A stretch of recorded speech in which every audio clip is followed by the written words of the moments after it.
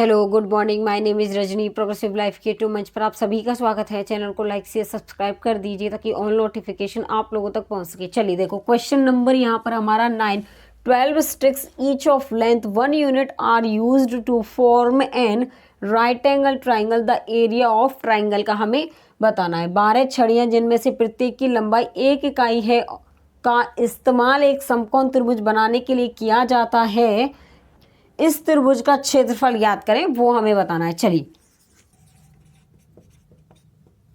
देखो, यहाँ पे ये कह रहा है कि एक राइट एंगल ट्राइंगल है, 12 छड़ियां जिनमें से प्रत्येक की लंबाई 1 इकाई है। यहाँ पर एक्स वाई और जेड मानू मैं, ठीक है।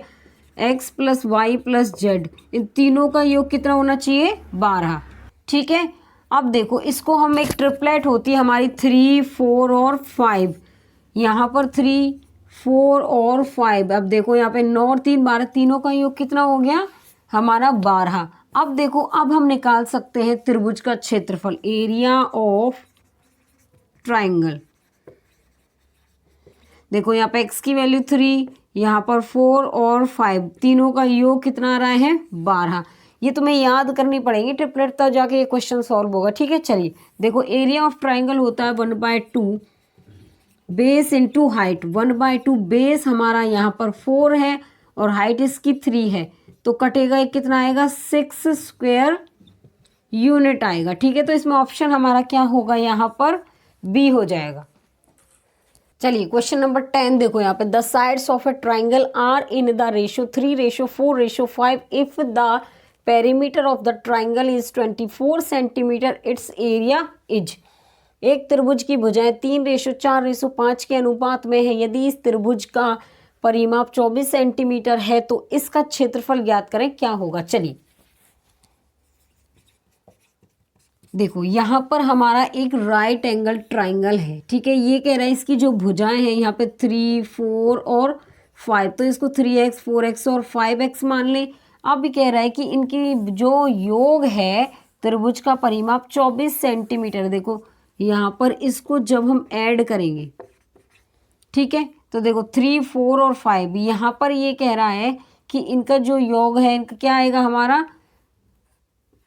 इस पेरीमीटर के बराबर आएगा। तो यहाँ पे बार है, x is equal to 24, x की वैल्यू क्या है? 2। अब मैं यहाँ पर x की वैल्यू 2 रखूं, 5 इंटू 2, देखो यहाँ पर 6, 8 प्लस 10 ऐड होकर कितने? 24। तो ये सही फिट बैठ गया ना इस पे, तो इसमें ऑप्शन हमारा क्या होगा? यहाँ पर बी हो जाएगा। तो इसका क्षेत्रफल कितना आएगा? 24। तो आंसर हमारा क्या होगा? यहाँ पर बी होगा। क्वेश्चन नंबर 11 देखो, यहाँ पर 70 sticks each of unit length are combined to form a right angle triangle without breaking stick. What is the area in square unit of the triangle का? 70 तिल्लियां जिनमें से प्रत्येक इकाई लंबाई की है, उन्हें संयुक्त करके बिना एक भी तिल्ली तोड़े एक समकोण त्रिभुज बनाया जाता है। इस त्रिभुज का क्षेत्रफल वर्ग इकाई में क्या होगा, वो हमें बताना है। देखो यहाँ पर एक राइट एंगल ट्राइंगल है, तीनों का योग कितना आना चाहिए? 70। तो यहाँ पर 20, 21 और 29 आ जाएगा। इसका ऐड करेंगे तो कितना आएगा? 70, ठीक है। उसके बाद ये कह रहा है हमसे कि एक भी तुल्य तोड़े एक समकोण त्रिभुज बनाया जाए, तो इसका हमें क्या बताना है? एरिया बताना है। अगर हमें ये ट्रिपलेट याद नहीं होता तो इसको निकालते हम, तो यहाँ पर हमें याद होना जरूरी है ताकि क्वेश्चन हमें जल्दी से सॉल्व हो जाए। तो इसमें एरिया ऑफ ट्राइंगल क्या होता है? देखिए यहाँ पर होगा area of triangle 1/2 base into height. 1/2 base क्या है? 20, 1, ये 10 बार जाएगा, कितना आएगा? 210। तो जो एरिया ऑफ ट्राइंगल 210, इसमें ऑप्शन हमारा क्या होगा? यहाँ पर ऑप्शन ए हो जाएगा। ट्रिपलेट याद है तो फिर एरिया ऑफ ट्राइंगल निकालने में ज़्यादा देर नहीं लगेगी हमें, ठीक है।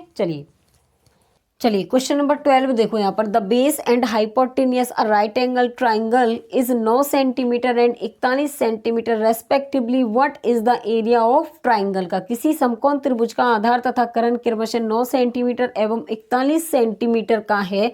त्रिभुज का क्षेत्रफल क्या होगा, वो हमें बताना है।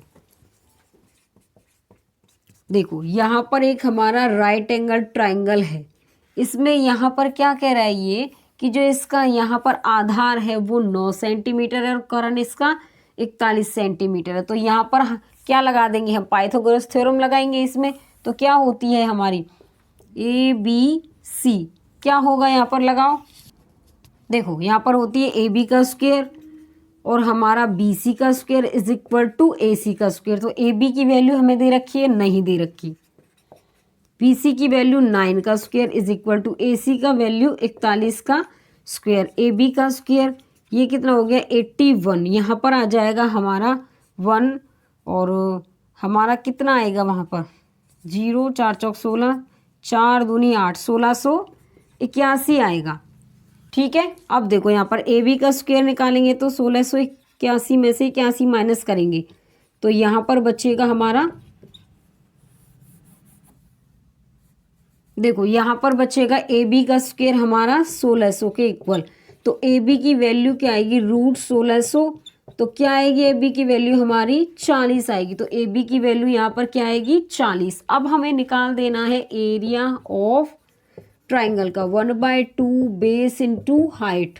1/2 बेस क्या है इसका 9 और इसकी हाइट कितनी है 40, तो ये 20 टाइम जाएगा, इससे कितना आएगा 180 सेंटीमीटर स्क्वायर। तो इसमें ऑप्शन हमारा क्या होगा, यहाँ पर ऑप्शन हमारा ए होगा।